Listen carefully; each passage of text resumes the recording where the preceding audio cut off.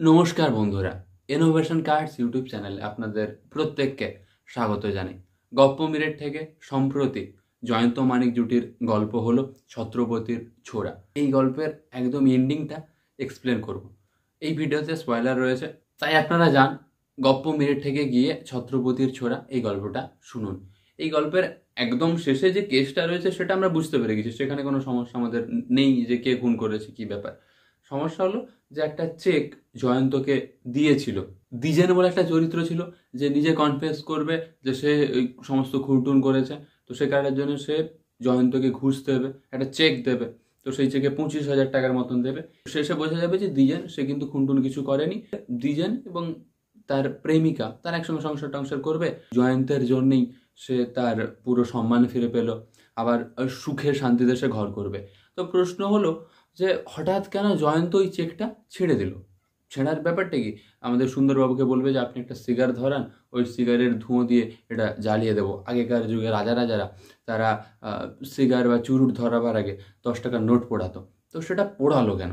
ফেলুদা বা ব্যোমকেশ বক্সীর ক্ষেত্রেও আপনারা দেখবেন সেখানে বেশ কিছু ইনস্ট্যান্স রয়েছে যেখানে যে যাকে বাঁচিয়েছে ফেলুদা বা ব্যোমকেশ বক্সী তারা তাকে কিছু টাকা দিয়েছে বা কোনো একটা পুরস্কার দিয়েছে, তারা সেটা বেশ আনন্দের সঙ্গেই নিয়েছে।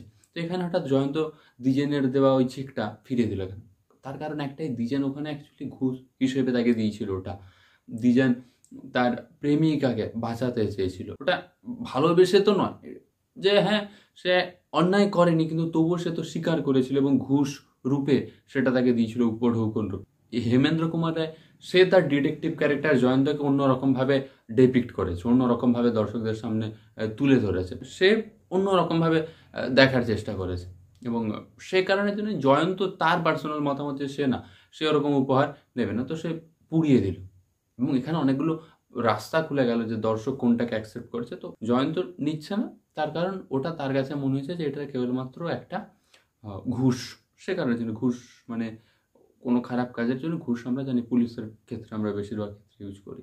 জয়ন্ত মানিক জুটির এই গল্প ছত্রপতির ছোরা, সেটা নিয়ে বেশ কিছু আপডেট ইনোভেশন কার্ডস ইউটিউব চ্যানেলে রয়েছে, সেটা আপনারা ভিজিট করুন। চ্যানেলটাকে সাবস্ক্রাইব করে বেল বাটন প্রেস করে পাশে থাকুন।